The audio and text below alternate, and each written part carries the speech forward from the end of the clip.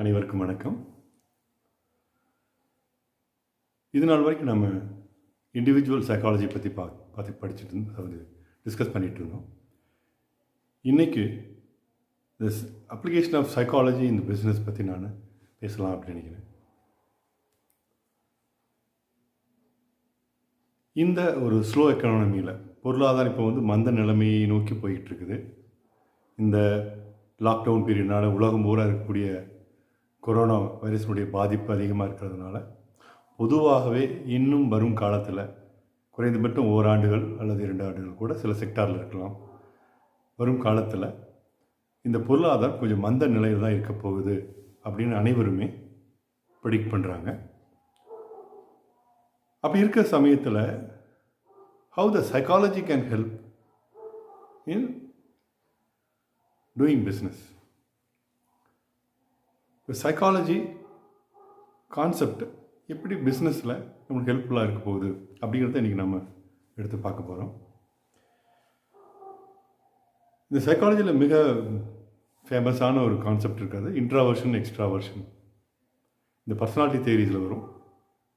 இந்த extrovert personality, introvert personality அப்படின்னு சொல்லி பீப்புள் நாம் கிளாஸிஃபை பண்ணுவோம். அவங்களுடைய திங்கிங், பிஹேவியர், அப்ரோச், அவங்களுடைய பொதுவான வாழ்க்கை முறை, இதையெல்லாம் வச்சு நம்ம எக்ஸ்ட்ராவர்ட் இன்ட்ராவர்ட்னு பிரிப்போம். சரி, இன்ட்ராவர்ட்னா என்ன? இந்த இன்ட்ராவர்ட் அப்படிங்கிறவர் பொதுவாக உள்நோக்கி சிந்தனை, அதாவது தன்னை பற்றி சிந்தனை அதிகமாக இருக்கும். அதிகமாக யாரோடையும் பேச மாட்டார், குறைவான நண்பர்களே இருப்பாங்க.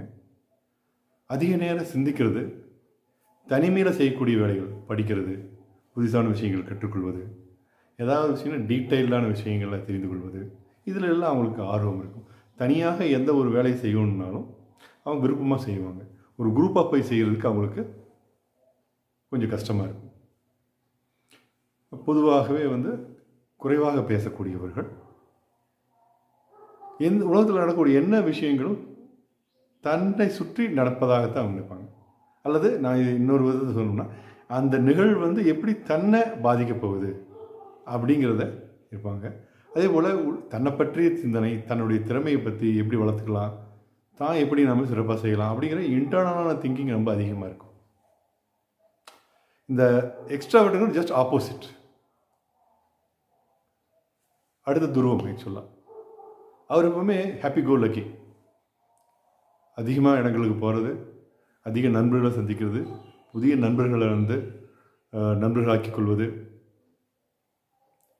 உலகத்தை பற்றி சிந்திக்கிறது, தன்னை பற்றி சிந்திக்கிறத விட உலகத்தை பற்றி சிந்திக்கிறது ரொம்ப அதிகமாக இருக்கும்.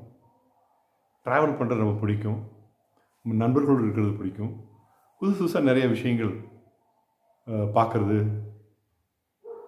பழகுவது, சோசியலாக, இதெல்லாம் ரொம்ப பிடிக்கும். இன்ட்ராவர்ட் அப்படிங்கிறவங்க தனிமையில் இருக்க விரும்புவாங்க, எக்ஸ்ட்ராவர்ட் இருக்கவங்க குரூப்பாக இருக்க விரும்புவாங்க. இன்ட்ராவர்ட் தன்னை பற்றி அதிகமாக திங்கிங் இருக்கும், எக்ஸ்ட்ராவர்ட் இருக்கவங்க உலகத்தை பற்றி அதிகமான திங்கிங் இருக்கும். உலகத்தில் வெளிநாடு நடக்கக்கூடிய விஷயங்களை பற்றி அதிகமாக பேசுவாங்க.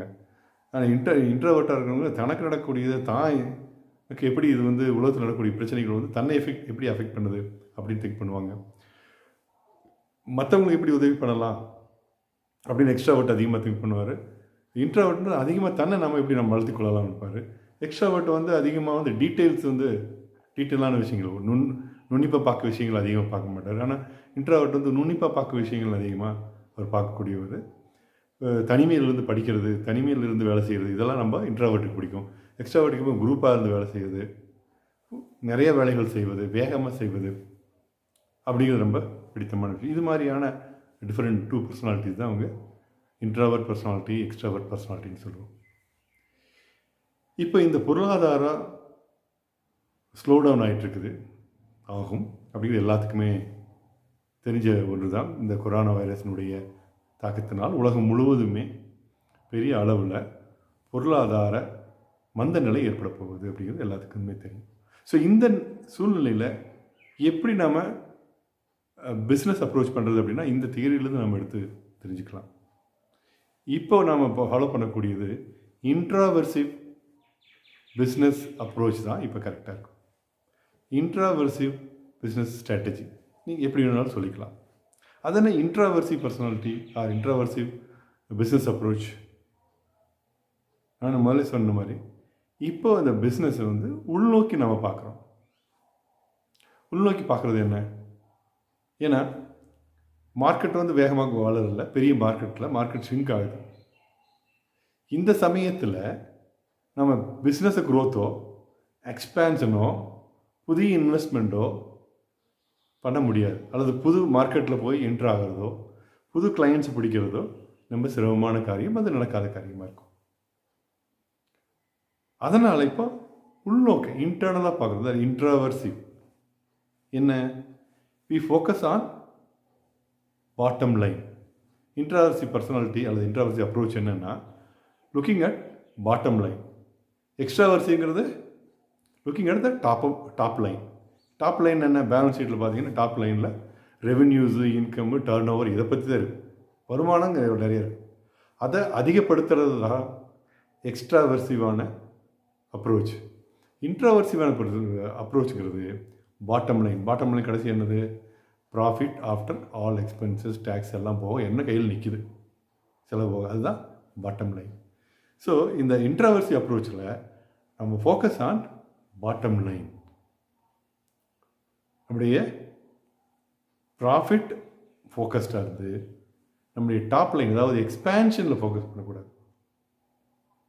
இப்போ புதுசாக பில்டிங் கட்டுறதோ, புதிதாக நம்ம மார்க்கெட்டிங் ஸ்ட்ராட்டஜினை வந்துட்டு புது மார்க்கெட்டுக்குள்ளே என்ட்ரு ஆகிறதோ, புது பையர்ஸ் தொலாவிட்டு இருக்கிறதோ, இது வந்து அவ்வளோ எஃபெக்டிவாக நம்ம இருக்காது. அதற்கு பதிலாக இன்ட்ராவர்சிங்கிறது இன்டர்னலாக நம்ம உள்ளே பார்க்குறோம். இன்டர்னல் எப்படி?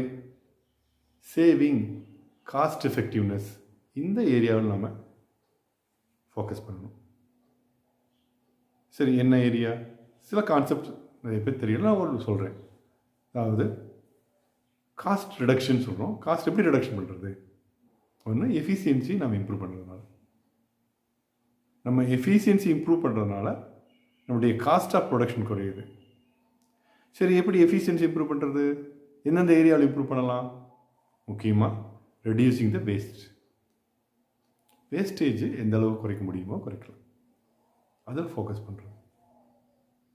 ரீஒர்க், ஒரு டிஃபெக்ட் வந்தது, மறுபடியும் அதை வேலை செய்கிறோம். ஸோ ரீஒர்க்ங்கிறத குறைக்கலாம்.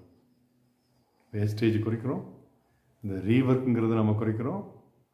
அண்ட் ப்ரொடக்டிவிட்டி, ஒரு மணி நேரத்தில் 100 ப்ராடக்ட்ஸ் 100 பீசஸ் தயாராகுது அப்படின்னு சொன்னோம்னா, இப்போ அதை 120 பண்ண முடியுமா? பண்ணுறதுக்கு நம்ம என்ன பண்ணலாம்? மேபி மெஷினரிஸ் வந்து இப்போ மெயின்டெனன்ஸ் இல்லாமல் இருக்கும், அந்த மெயின்டைன் பண்ணி அதை எஃபிஷியன்சி இம்ப்ரூவ் பண்ணலாம். அது வெல் ட்ரெயின்டு. ஏன்னா இப்போ வந்து பார்த்திங்கன்னா நிறையா நல்லா தொழில் தெரிஞ்சவங்க கிடைப்பாங்க. ஸ்லோ எக்கானமி இருக்கும்போது யாரெல்லாம் சுமாராக வேலை செய்கிறாங்களோ அவங்களுக்கு எல்லாத்துக்கும் வேலை கிடைக்காது. பொதுவாக அவங்களெல்லாம் கொஞ்சம் ரிஜெக்ட் பண்ணுவாங்க எல்லா பக்கம்.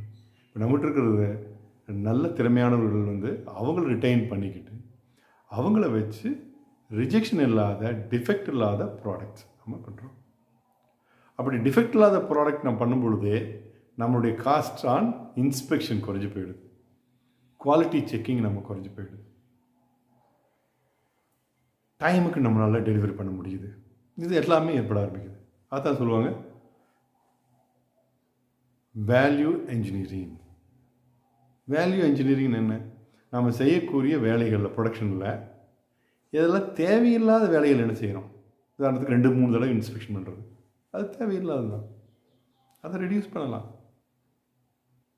டிரான்ஸ்போர்ட் பண்ணுறது, இங்கேருந்து அங்கே கொண்டு கொடுக்க, அங்கேருந்து இங்கே கொடுக்க, டிரான்ஸ்போர்ட்டேஷன் காஸ்ட்டை குறைக்கலாம். ஒவ்வொரு ஆப்ரேஷன் பக்கத்தில் இருக்கிற பொழுது அந்த டிரான்ஸ்போர்ட்டேஷன் காஸ்ட் குறையுது. அப்புறம் ஸ்டோரேஜ் பண்ணுறதுனால ஏற்படக்கூடிய வேஸ்டேஜஸ், டிஃபெக்ட்ஸ், இதையெல்லாம் நாம் குறைக்கலாம்.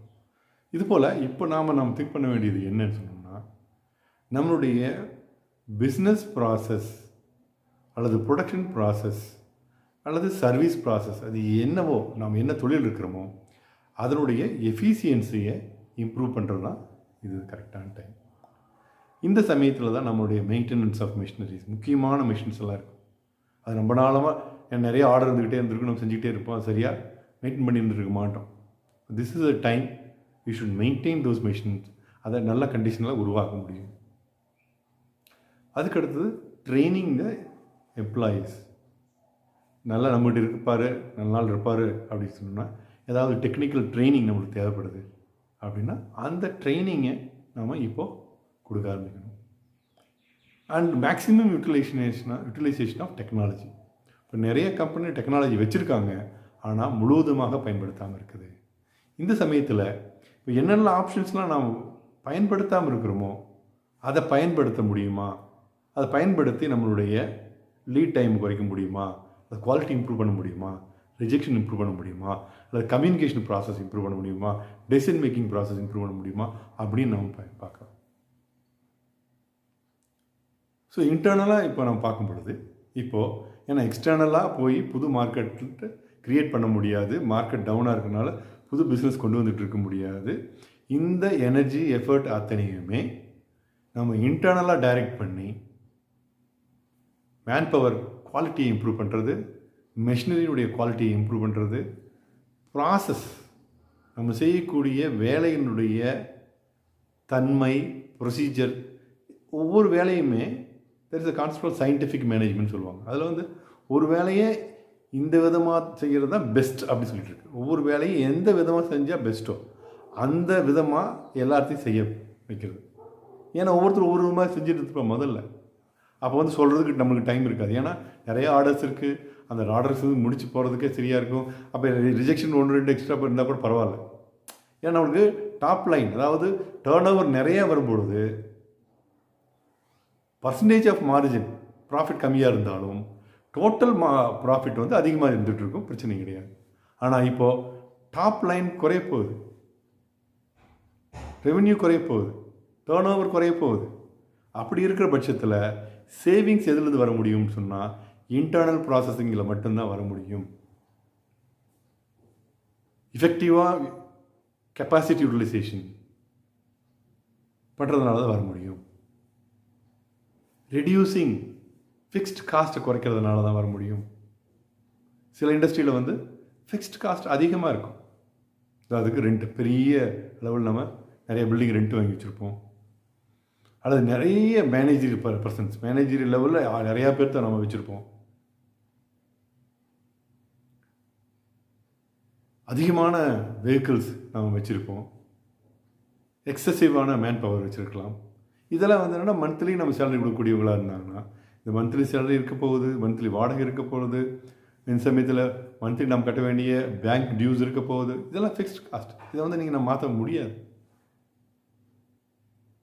வேரியபிள் காஸ்ட்டில் தான் நம்மளுடைய எஃபிஷியன்சியை நம்ம காட்ட முடியும். அஃப்கோர்ஸ் ஃபிக்ஸ்ட் காஸ்ட்டில் நம்மளால் முடியும் அப்படின்னா ரெண்ட்டு குறைக்க முடியும் அப்படின்னாலோ, அல்லது 2 பில்டிங் நான் ஒர்க் பண்ணுறப்போ அட்லீஸ்ட் ஃபார் 1 இயர் நம்மளுக்கு வந்து இந்த பிஸ்னஸ் வந்து இப்படி தான் டல்லாக இருக்க போதும் தெரியும். So let us have only 1 building, ஒரு பில்டிங் நாம் ஆப்ரேட் பண்ணுவோம், ஒன்றை நாம் ஆப்ரேட் பண்ணாமல் இருக்கலாம் அப்படி நினைக்கலாம். வெவ்வேறு இடங்களில் இருக்கக்கூடிய ஆப்ரேஷன் ஒரு இடத்துக்கு கொண்டு வந்து எஃபிஷியண்ட்டாக நம்ம சூப்பர்விஷன் வந்து ஈஸியாக இருக்கும், பண்ணலாம். இப்போ நம்ம இன்வால்மெண்ட், இப்போ டாப் லைனில் இருக்கக்கூடிய இன்வால்மெண்ட் கொஞ்சம் அதிகம் பண்ணலாம். ஏன்னா வெளியில் நம்ம மார்க்கெட்டு நான் போகலை, நியூ கஸ்டமர் பார்க்கல, நியூ வெஞ்சர்ஸ்க்கு எதுவும் போகலை. அப்படிங்கும்பொழுது நம்ம we focus on the internal cost effective ஆன, அது எஃபிஷியண்ட்டான ஒரு ஆர்கனைசேஷனை க்ரியேட் பண்ணுறது. ஸோ இப்போ வந்து இந்த இன்டர்னலாக பார்க்குறது தான் சொல்கிறோம் introversive approach or introversive business strategy for this slow down period. அப்படி இன்ட்ரோவர்சிவாக நான் பார்க்கும் பொழுது பாட்டம் லைன் இன்க்ரீஸ் ஆகும், மார்ஜின் இன்க்ரீஸ் ஆகும், அதனால் பாட்டம் லைன் இன்க்ரீஸ் ஆகும். வேஸ்டேஜ் குறையும் பொழுது நம்ம ஆட்டோமேட்டிக்காக அது டைரெக்டாக நம்ம ப்ராஃபிட்டில் தான் போய் சேருது. ரிஜெக்ஷன் குறையும் பொழுது டைரெக்டாக ப்ராஃபிட்டில் தான் போய் சேருது. ப்ரொடக்டிவிட்டி இம்ப்ரூவ் ஆகும் பொழுது டைரெக்டாக, ஏன்னா ஃபிக்ஸ்ட் காஸ்ட் இஸ் சேம்.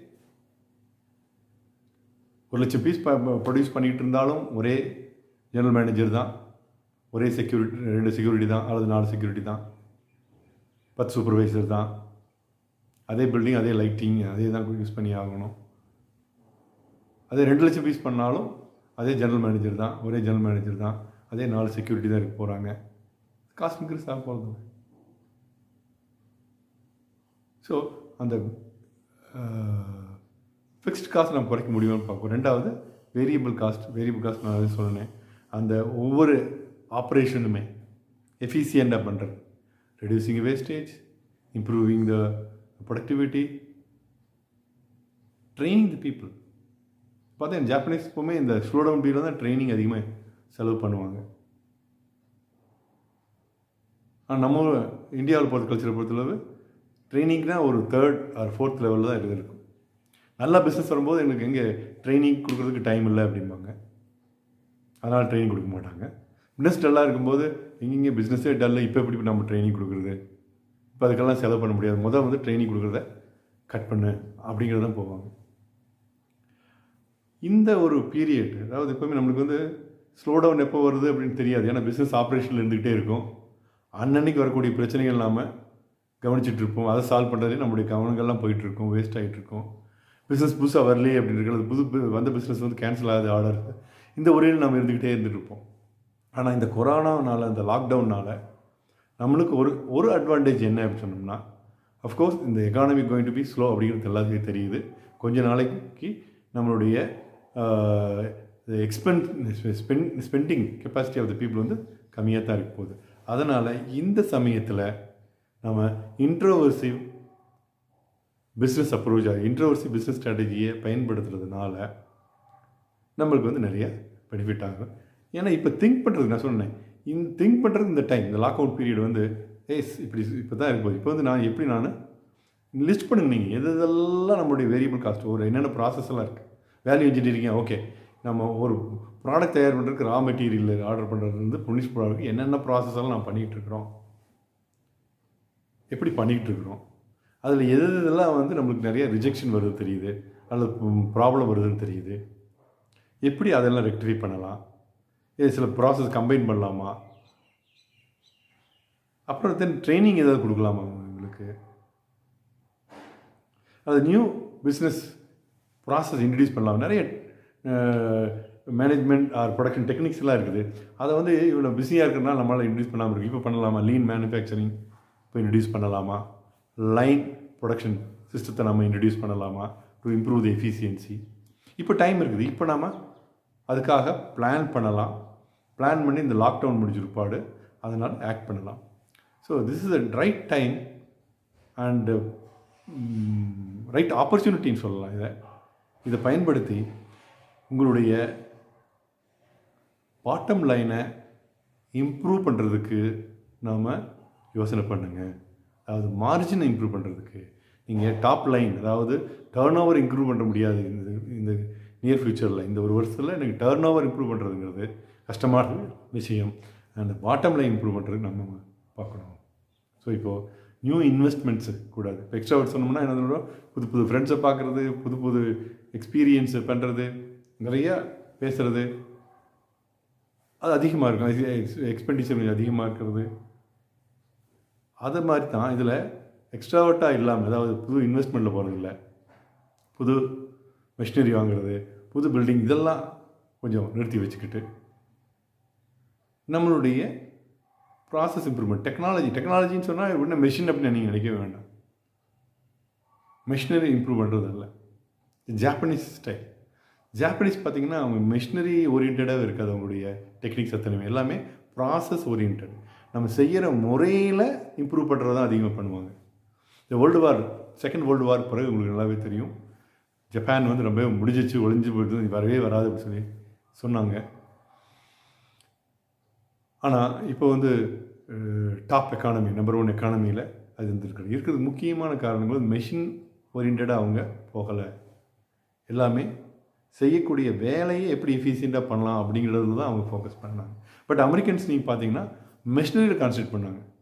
வேகமாக எப்படி நாம் ஒன்று ப்ரொடியூஸ் பண்ணலாம், நிறைய குறைந்த நேரத்தில் எவ்வளோ வேகமாக நிறையா ப்ரொடியூஸ் பண்ணலாம் அப்படின்னு ஃபோக்கஸ் பண்ணாங்க. இப்போ ஜாப்பனீஸ் நாம் செய்கிறத எப்படி ரிஜெக்ஷன் இல்லாமல் பர்ஃபெக்டாக ஒவ்வொன்றையும் நம்ம பண்ணுவோம் அப்படிங்கிறதுல நிறைய கான்சன்ட்ரேட் பண்ணி தான் நிறைய ஜாப்பனீஸ் டெக்னிக்ஸ் எல்லாம் இன்ட்ரடியூஸ் பண்ணியிருக்காங்க.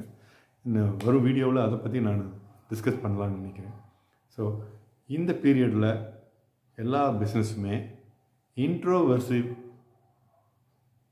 Business approach or introversive business strategy தான் நல்லது. Look into it. Let us improve the efficiency of machineries, people, facilities. அதன் மூலமாக பாட்டம் லைனில் இம்ப்ரூவ் பண்ணுவோம். All the best.